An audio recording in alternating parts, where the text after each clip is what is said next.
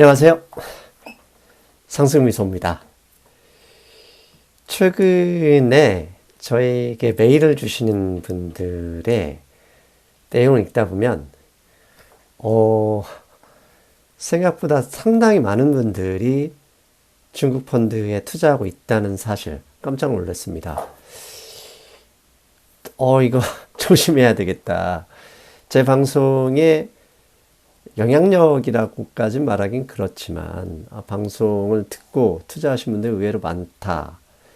더 신중하게 방송을 해야 되겠다라는 생각을 했습니다. 그래서 오늘 방송은 오늘 중국이 2019년 1분기 GDP를 발표했습니다. 그 내용과 그 다음에 최근 글로벌 주요 국가들의 10년 만기 채권금리가 우리에게 말해주고 싶은 게 있는 것 같아요. 그래서 그 내용을 중점적으로 말씀드리겠습니다. 여러분, 먼저 화면을 보시죠. 2019년 중국의 1분기 GDP가 발표됐는데요. 1분기 중국은 6.4% 성장을 발표했습니다. 그래프 보시는 것처럼 1년 전에 중국의 경제 성장률, 전년 동기 1년 전 1분기는 6.8% 성장을 보였고요. 그나마 다행스러운 것은 전문가들이 6.3% 정도 성장할 것이다 라는 얘기를 했지만 0.1% 늘어난 6.4% 성장률을 보였습니다. 근데 이 수치는요, 지난 30년 동안 중국의 GDP가 발표된 지난 30년 동안 최저 성장률이었습니다. 아마도 내일 한국의 경제신문들은 결국 또 최저 성장 이런 식으로 위기론을 부추길 것인데, 중국의 GDP 규모가 13조 달러입니다. 한없이 옛날 과거처럼 성장할 수는 없죠. 구찌라고 죄송합니다. 파이 국가의 규모가 커지는 이상 성장률은 지속적으로 하향할 수밖에 없습니다. 아무튼 6.4% 성장을 했고요. 다행인 점은 6.4% 성장이 나쁜 것은 아니지만 연이어서 발표된 다른 지표 공업 생산량을 보면 보십시오. 2014년 이후에 최대폭 증가를 보였습니다. 거의 9% 가까이 증가를 보였죠. 이때 파란색입니다. 그런데 아쉬운 점은 리테일 세일, 빨간색입니다. 리테일 세일즈는 거의 변화가 없었습니다. 어찌 보면 저 하향 추세죠. 2014년을 고점으로 하는 하향 추세에서 벗어나지 못했습니다. 약간 오르긴 했지요. 즉 이건 무슨 얘기를 하느냐. 중국의 공업 생산량을 증가했지만 공급적인 측면에서 중국의 경제 성장을 이끌긴 했지만 소비재 측면, 즉 가계 소비 측면에서는 내수 부양 효과가 아직 나타나지 않고 있다. 이런 이야기를 말해주고 있는 거죠. 실제로 중국의 공업 생산 측면에서 다른 지표를 좀 찾아봤더니 먼저 1분기 이게 중국의 철강 생산량입니다. 1분기 중국의 철강 생산량이 2억 3,100만 톤을 달성했다고 합니다. 이 수준은 어느 정도냐? 2018년 1분기 대비 10% 증가를 보인 수치라고 합니다. 그런데 이 정도 수치는 중국 역사상 1분기 최고치라고 하네요. 즉 지난 1월달, 2월달 계속 중국 이야기를 하고 있었을 때 맨 먼저 여러분께 근거 자료로 제시했던 게 1월달 지방채 발행이었잖아요. 지방채를 발행해서 뭐 했냐? 인프라 투자를 했죠. 인프라 투자는 뭐냐? 철도, 지하철 이런 것들입니다. 즉 그게 지금 현재 중국의 성장률에 그대로 반영되고 있다. 이렇게 말씀드릴 수 있겠습니다.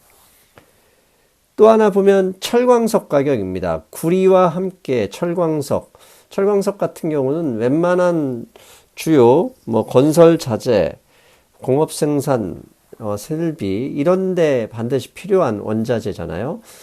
구리는 당연히 그 작년 말을 저점으로 해서 점점점 올라가고 있는데 철광석 가격이 많이 올랐죠. 2014년 이후에 최고치를 찍고 있습니다. 앞에 철강 생산량에서도 마찬가지고, 그 다음에 더 앞에서 공업 생산량도 보여드렸잖아요. 인더스트리얼 프로덕션에서도 저 양이 2014년 이후 최고치를 기록했던 것과 비슷하게 철광석 생산량, 죄송합니다. 생산량이 아니라 철광석 가격입니다. 철광석 가격이 당연히 수요가 있으니 2014년 이후 최고치를 기록하고 있다는 점.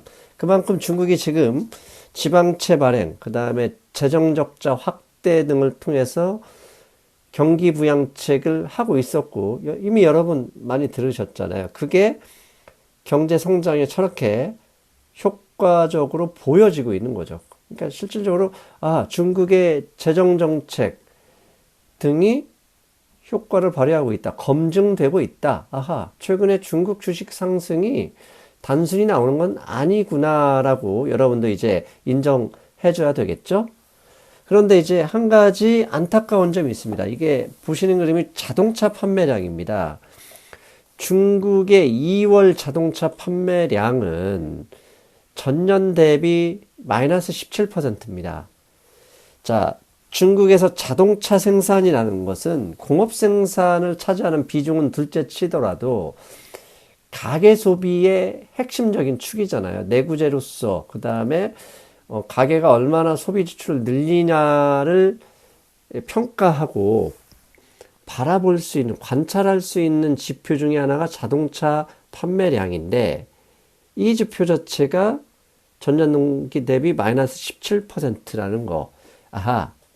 중국의 가계 지출, 가계 소비는 재정집행이나 인프라 투자와는 별개로 그렇게 많이 늘지는 않고 있구나. 아직 주식시장의 상승만큼 그러니까 가시적이죠. 눈에 보이는 효과가 나타나지 않고 있다. 이렇게 말씀드릴 수 있을 것 같습니다. 그런데 이제 중국의 경제 성장에 빠질 수 없는 게 고정자산, 부동산 관련 투자잖아요. 이걸 빼고는 중국을 설명할 수는 없습니다. 중국의 빈 도시를 이야기하고 그걸 가지고 욕하는데요. 그건 둘째 문제고, 현재 투자 시장, 그다음에 글로벌 은행들이 그런 얘기는 하지 않고 있습니다. 그 얘기는 뭐냐? 문제 삼지 않겠다는 얘기죠. 지속적으로 말씀드리죠. 문제는 문제를 삼지 않으면 문제가 아니다. 아무튼 중국의 경제 성장을 이끄는 또 하나의 축, 고정자산, 부동산 관련 투자도 살펴볼 필요가 있습니다. 최근 2년 동안의 Fixed Asset Investment입니다. 즉 고정자산 투자, 그냥 부동산 관련 자산 투자다 이렇게 보시면 됩니다. 2018년 1월을 저점으로 해서 지속적으로 2019년까지 상승하고 있죠. 2019년 1분기 부동산 관련 투자는 블룸버그 뉴스에 의하면 전년 동기 대비 11.8% 증가했다고 합니다.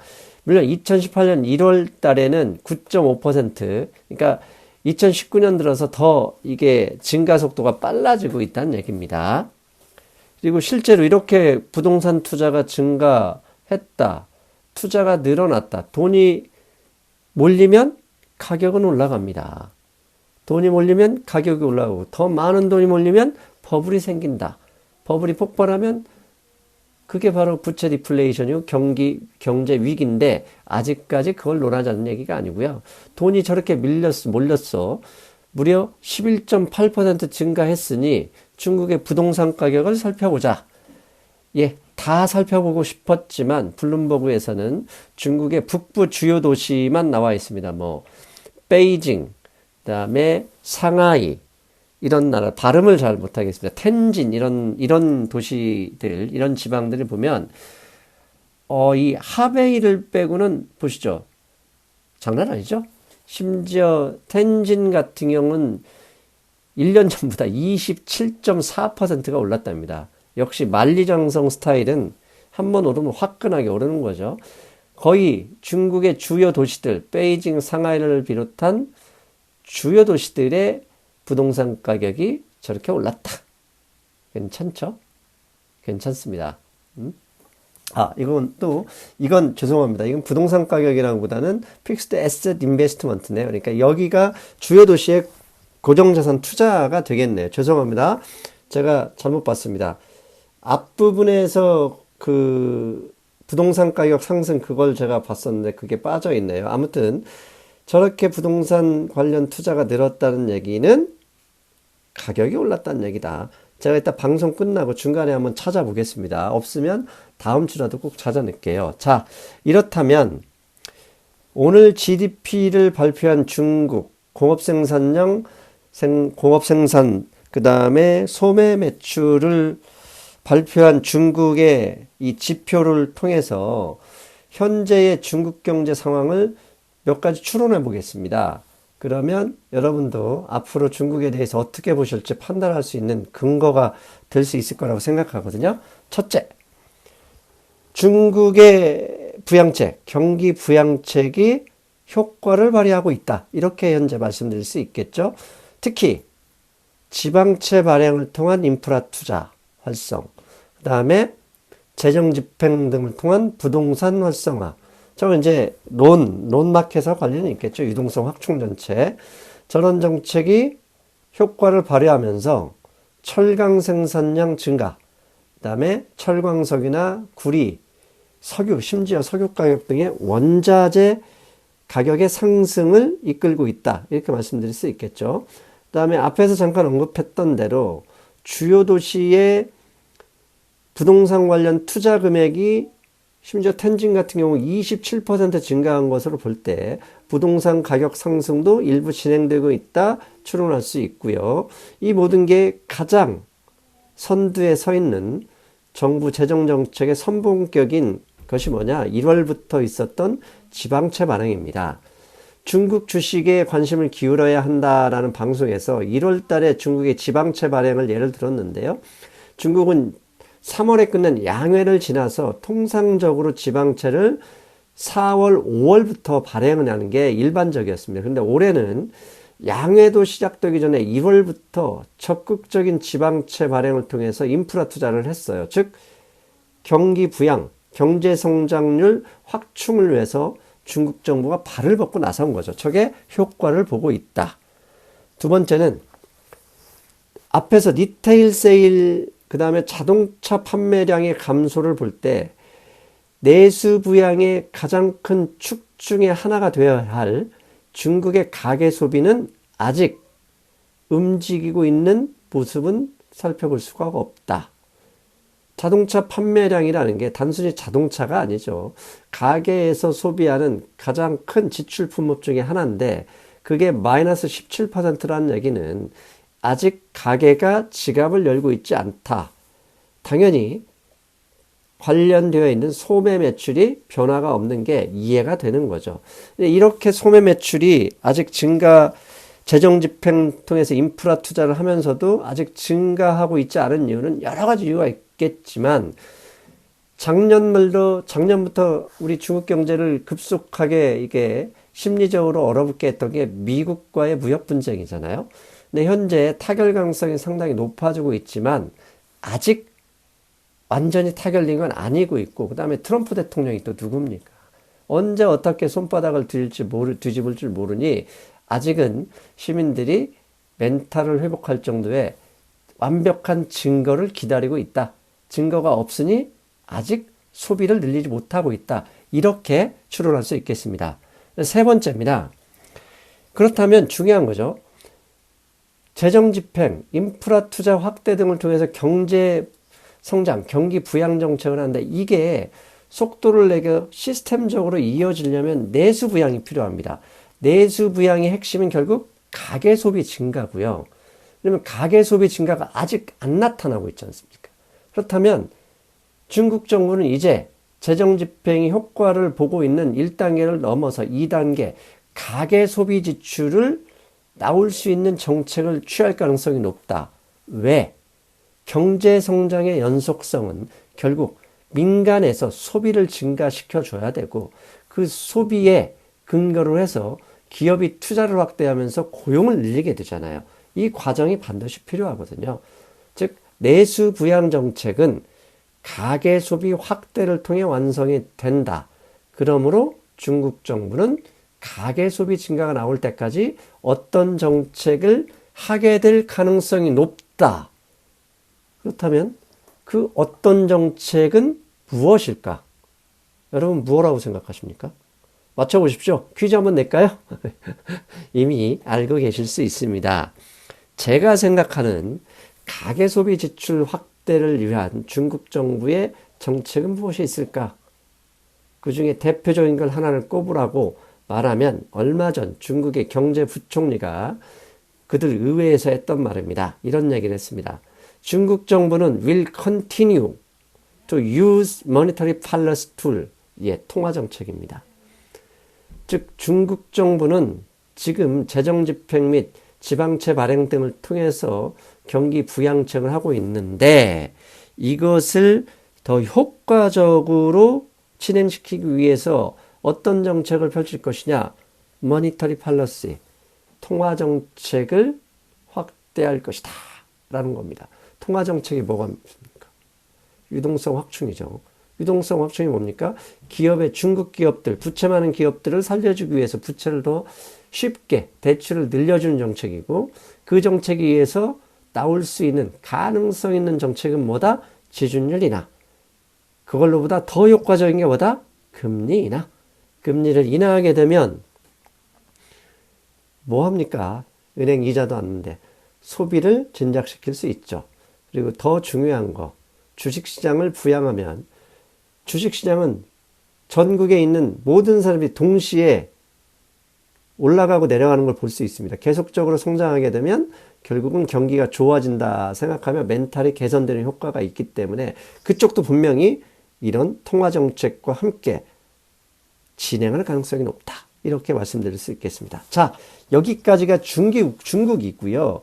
제가 여러분들에게 진짜로 꼭 말씀드리고 싶은 오늘 방송의 핵심은 글로벌 주요 국가들, 빅4라고 할 수 있는 글로벌 주요 국가들의 채권 금리를 살펴봤습니다. 제가 미처 파악하지 못했던 게 이 채권 금리가 저에게 그리고 여러분에게 말해주고 있는 게 있습니다. 그게 무엇인지 제 입으로 직접 말씀드리지는 않겠습니다. 하지만 여러분이 충분히 알게 되실 거라 생각합니다. 먼저 독일의 10년 만기 채권금리입니다.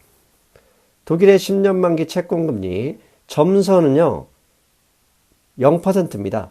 불과 3월 말에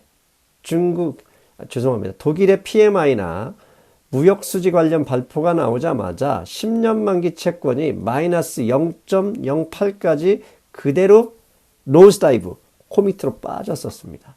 그런데 지난 3월 말부터 이 독일의 채권 금리가 점점 오르더니 0을 회복하고 지금은 플러스 0.087%를 기록하고 있습니다.